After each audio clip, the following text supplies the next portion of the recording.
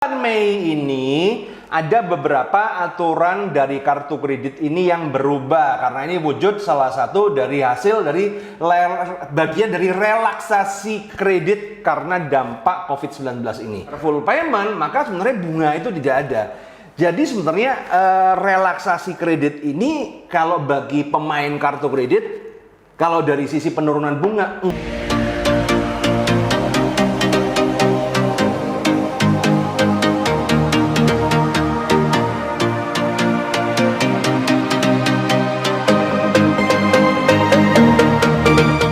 Usaha dengan kartu kredit, join Credit Card Revolution.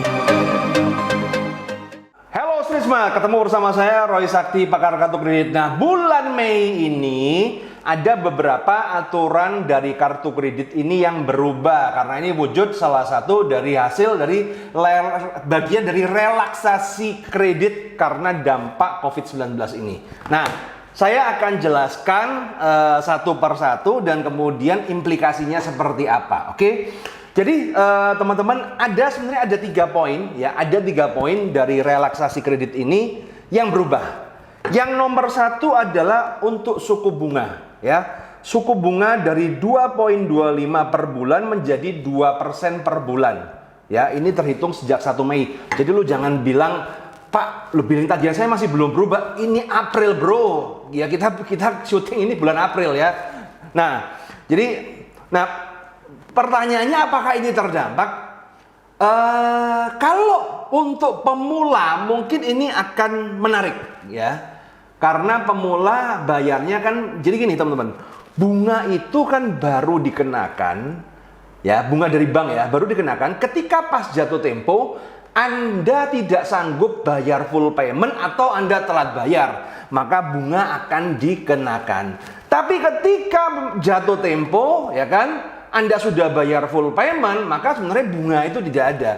Jadi sebenarnya relaksasi kredit ini kalau bagi pemain kartu kredit, kalau dari sisi penurunan bunga, enggak juga.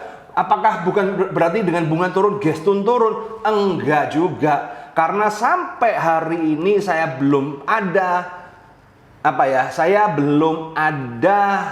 berita ataupun omongan rate MDR, yaitu merchant discount rate turun. Masih sama. Yang turun itu adalah bunga interest rate yang baru dikenakan ketika pas jatuh tempo lu nggak bayar ataupun bayar sebagian ya.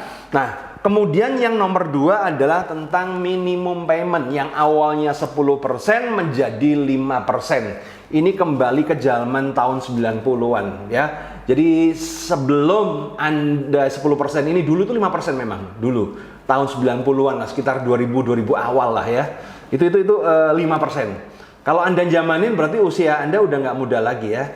Dan sekarang kembali ke 5%. Ini bagi orang awam sangat terbantu sekali ya. Bagi orang awam sangat terbantu sekali karena biasa mereka bayar yang 10% ya kan. Itu dan nggak habis-habis loh kan, tagihan 20 juta dia minta bayar 2 juta dan segalanya ya. Jadi ini sangat terbantu sekali bagi orang awam. Tapi kalau bagi kita pemain kartu kredit ini nggak ada efeknya sama sekali.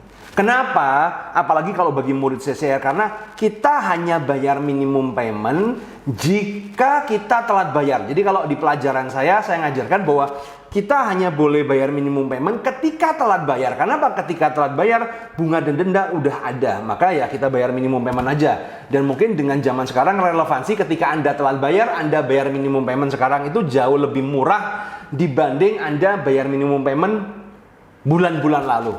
Jadi sekali lagi ini bagi pemula sangat berdampak sekali, tapi kalau bagi pemain kartu nggak ada gunanya juga. Nah, kemudian berikutnya adalah biaya keterlambatan pembayaran yang biasanya 3% atau maksimal 150.000 menjadi 1% atau maksimal 100.000.